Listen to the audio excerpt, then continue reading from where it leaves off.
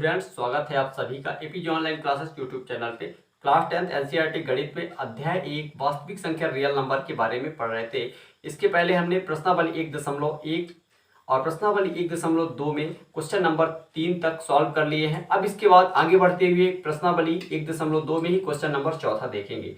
यदि आप इसके पहले के वीडियो नहीं देखे हैं तो इस वीडियो के डिस्क्रिप्शन में आपको लिंक मिल जाएगा, तो आप सबसे पहले उन वीडियो को देखिए तो आपको समझ में आएगा। ठीक है, तो चलिए आइए यहाँ पे क्वेश्चन नंबर हम 4 देखेंगे।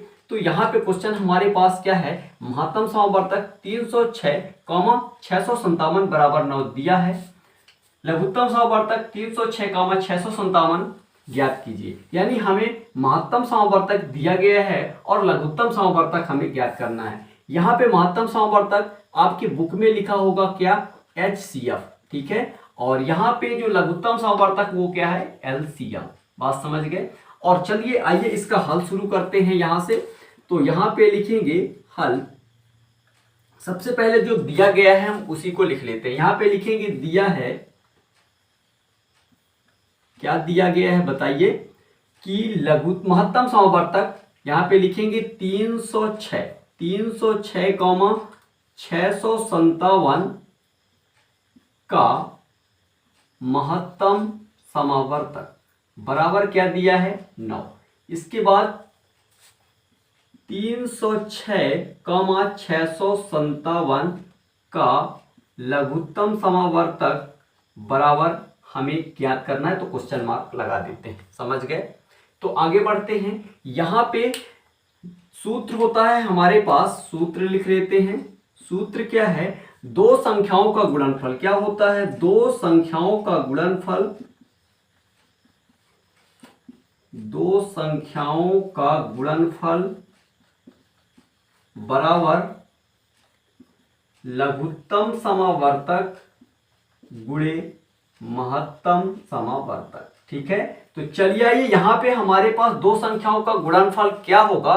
तो हमारे पास दो संख्याएं 306 गुणे 657। यहां पे लिखेंगे 306 गुणे 657 बराबर लघुत्तम समावर्तक क्या है हमारे पास, तो लघुत्तम समावर्तक हमें ज्ञात करना है। तो यहाँ पे लघुत्तम समावर्तक ही लिखा।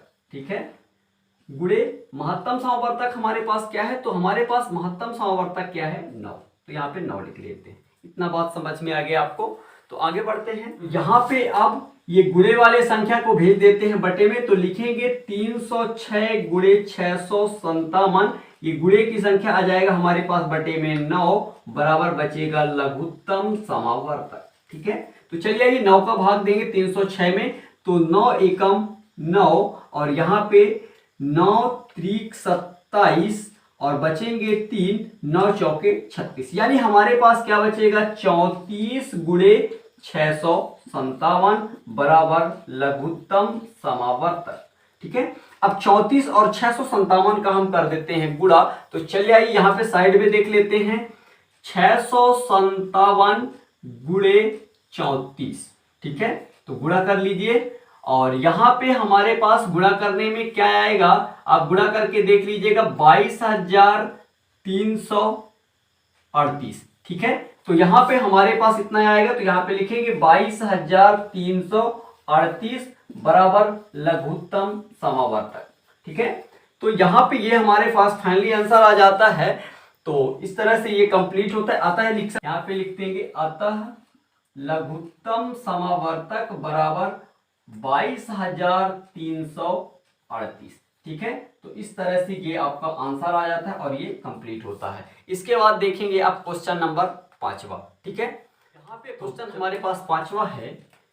जांच कीजिए कि क्या किसी प्राकृत संख्या n के लिए संख्या 6 की पावर n अंक 0 पर समाप्त हो सकती है। तो यहाँ पे इस क्वेश्चन को हमें समझ लेना है। यहाँ पे प्राकृत संख्या का मतलब क्या है, तो हम जानते हैं कि प्राकृत संख्याएं ऐसी संख्या जो 1 से शुरू होकर अनंत तक जाती हैं, ऐसी संख्या प्राकृत संख्या कहलाती हैं। n का मतलब यहाँ पे देखिए, n बराबर 1 2 3 4 5 डैश डैश। ठीक है, इस तरह की सभी संख्याएं ये क्या है, प्राकृत संख्या। गिनती में प्रयुक्त की जाने वाली संख्याएं प्राकृत संख्याएं हैं। ठीक है, तो यहाँ पे ये क्या बोला है कि 6 की पावर n, यानी कहने का मतलब 6 की पावर हम क्या रख दें, n का मान 1, 6 के पावर n का मान 2, 6 के पावर n का मान क्या रखेंगे 3। तो यहाँ पे इसके मान क्या आएंगे 6 एकम 6, 6 छायन 36 और 6 छायन 36 छक्का 216। तो इस तरह से इसके मान बदलते जाएंगे और क्या यह जीरो पर समाप्त होंगे? तो यह जीरो पर समाप्त नहीं होंगे। क्यों? यहाँ पे देखिए, यानी कोई भी जो ये संख्या दिया गया है, ठीक है, ये संख्या का गुणनखंड, जैसे हम 6 का गुणनखंड करें तो क्या होगा 2 तिया 6 और 3 एकम 3। समझ पाए? यदि मेरी बातों को अगर समझेंगे तो ये बहुत आसान है। और यहाँ पे यह कभी भी अगर इसका गुणनखंड, अगर किसी भी संख्या का अगर गुणनखंड करते हैं उसमें 2 और 5 आ जाते हैं तो वो एक बार किसी भी संख्या का गुणनखंड करने पे उसमें 2 और 5 एक बार अनिवार्य रूप से आए तो वह संख्या जीरो पर समाप्त होगा। ये बात ध्यान रखिएगा। जैसे अगर हम यहाँ पे बात करें जैसे 20, ठीक है, 20 का अगर हम गुणनखंड करें तो 2 और 5 जरूर आएगा। ठीक है, तो यहाँ पे चलिए 2 दाहम 20, 2 पंचे 10 और 5 एकम 5। एक बार 2 और एक बार 5 आएगा तो वह संख्या जीरो पर समाप्त होगा। बात समझ पाए? तो यहाँ पे कहने का मतलब यह है, अगर हम कहें कि जैसे 4 यहाँ पे लिखा है, 4 के पावर n लिख देता कि 4 के पावर n क्या जीरो पर समाप्त होगा कभी? तो यह क्या समाप्त हो बताइए कि 4 के पावर n, यहाँ पे इसका गुणनखंड करिए 4 का, यानी 4 के गुणनखंड क्या होंगे? तो यहाँ पे 2 दूनी 4, 2 एकम 2, यानी इसमें क्या नहीं आया 5 नहीं आया, तो यह संख्या कभी भी जीरो पर समाप्त नहीं होगा। बात समझ पाए?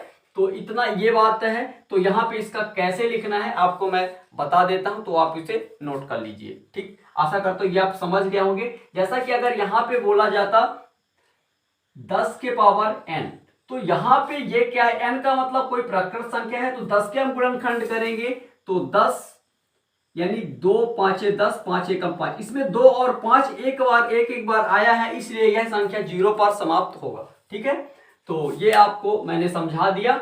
अब इसके बाद इसको लिखना कैसे है, आप ये बातें लिख लेना है। 6 पावर n, यहाँ पे देखिए 6 का अभाज्य गुणनखंड क्या होगा 2 गुणे 3, 2 तिया 6, यानी इसमें 2 और 3 इसमें यानी 5 उपस्थित नहीं है। यानी पे देखिए 6 के पावर n के अभाज्य गुणनखंडों में 5 उपस्थित नहीं है, अतः यह संख्या कभी भी शून्य पर समाप्त नहीं होगी। बात समझ गए? यानी यहाँ पे इनका गुणनखंड 2 और 5 आता तो यह क्या होता, जीरो पर समाप्त होता, अन्यथा नहीं होता। ठीक है, तो यहाँ पे देखिए इस फैक्ट को आप याद रखिएगा तो आपको समझ में आ जाएगा। यदि किसी संख्या के अभाज्य गुणनखंडों में 2 एवं 5 अनिवार्य रूप से उपस्थित हो तो वह संख्या शून्य पर समाप्त होगा, अन्यथा नहीं होगा। ठीक है, यदि हम किसी संख्या के गुणनखंड करते हैं और इसके गुणनखंड 2 और 5 आ जाते हैं तो वो संख्या जीरो पर समाप्त होंगे, अन्यथा नहीं होंगे। समझ गए? तो ये इस तरह से कंप्लीट होता है। आशा करता हूं ये आपको समझ में आ गया होगा, तो इसे आप नोट कर लीजिए। मिलते हैं नेक्स्ट क्वेश्चन में। Thank you, best of luck.